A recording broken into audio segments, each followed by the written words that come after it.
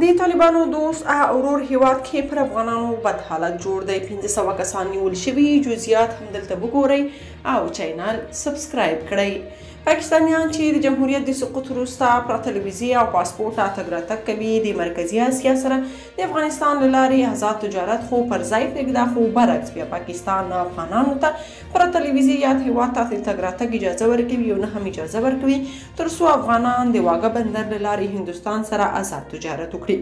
تازه خبر دا دی چې د پاکستان د پولیسو چارواکي وایي چې په پلازمینه اسلام آباد کې نږدې 1500 افغان پناه غوښتونکي نیولي دي.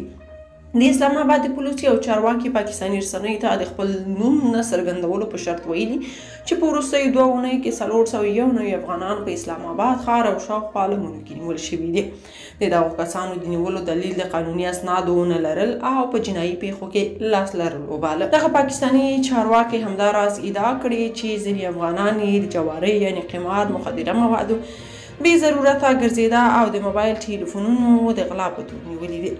په همدې حال کې یو شمېر افغانانو رسنیو ته ویلي چې په اسلام آباد کې پاکستاني پولیس هغه افغانان هم نیسي چې د ملګرو ملتونو د مهاجرت کارتونه لري.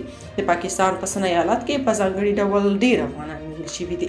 د هغوی یو شمېر له خوشي کېدو وروسته افغانستان ته ډیپورټ شوي دي. یاده دې وي چې اکثره طالب مشران پاکستان ته د ورور او دوست هیواد خطاب کوي، خو هغوی بیا په بدل کې داسې وحشت او ظلم کوي.